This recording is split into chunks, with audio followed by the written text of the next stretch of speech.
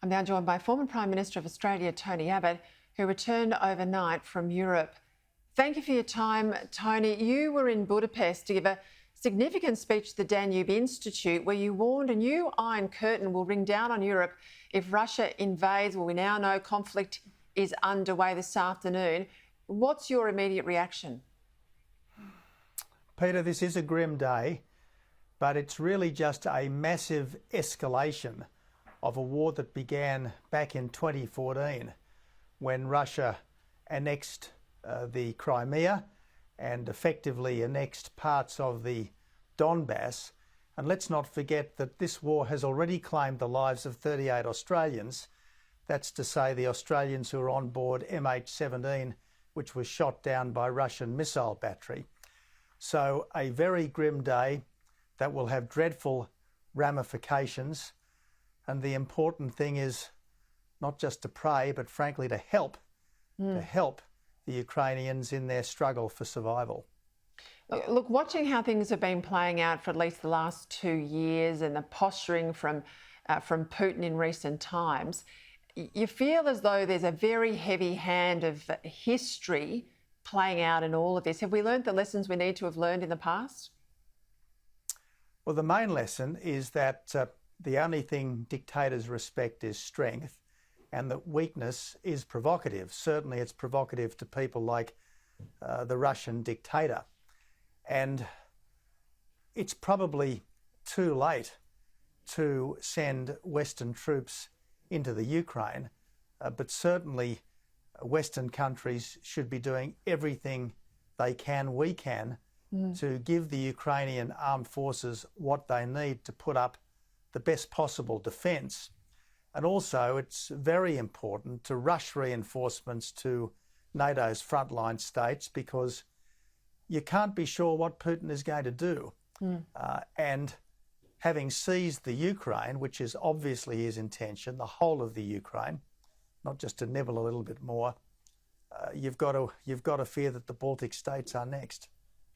In your speech, I thought this was incredibly strong. You touched on the West and you call it self-flagellation over race and identity, which you claim has led Moscow in this instance, but of course Beijing, to conclude that a decadent West is unlikely to defend itself with rigour, let alone stand up to others. How big a role has a weakened West and all those things you talk about, race politics, gender politics, all the obsessions we have, played into this? We've spent so much of the last couple of decades telling ourselves that we are a fundamentally unjust and fundamentally illegitimate country and culture.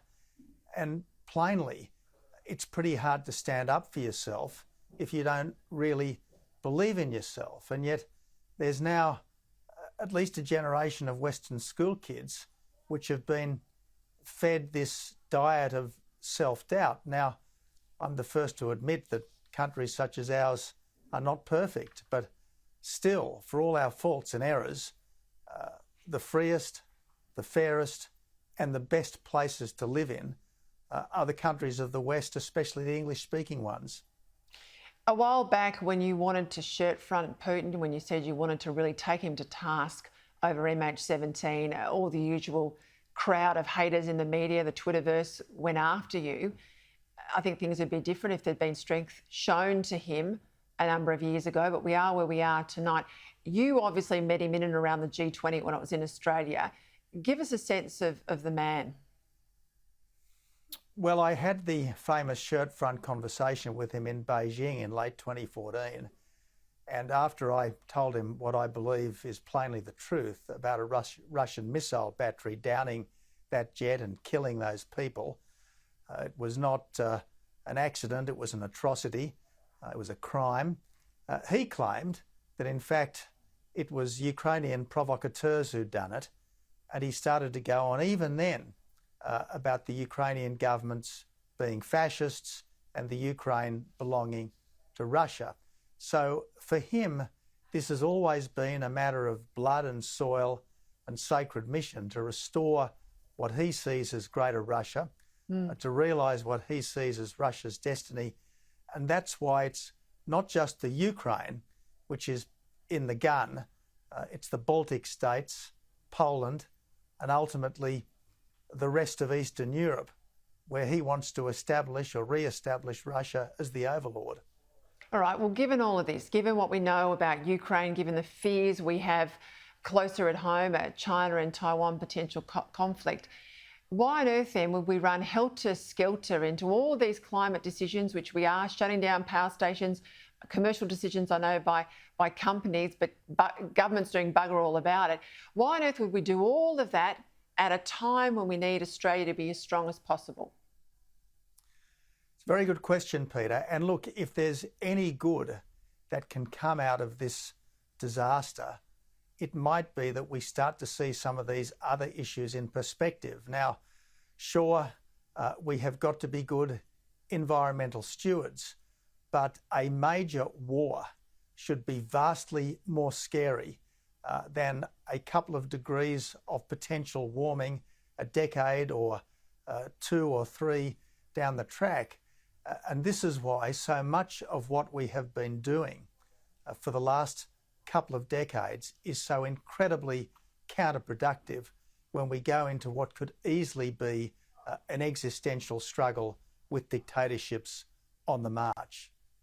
And I think that's a good point to make, that they could well work in concert.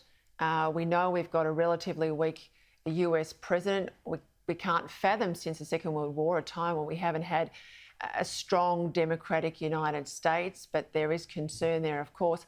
I said this at the top of the show, Tony Abbott. If all of these energy companies, they're all privately owned and their shareholders and their activists are telling them shut down coal, if they're hell-bent on going down this path and they don't care what it does to the grid, isn't this now a time where government needs to step in? Because we know governments have tried to buy these assets that they're shutting down or push the companies to sell them to someone else, but they're refusing to do that. And this is exactly where you need government. I'm a believer in the market, as you'd expect, but where markets fail or operate perversely, then the government has to step in. Electricity is an essential service. No government can allow the lights to go out, and yet that is precisely the very, very real risk, indeed the likelihood of what will happen in New South Wales, the biggest state in the country, if the Eraring power station goes out in just 3 years. So there really should be a sense of urgency about so much right now.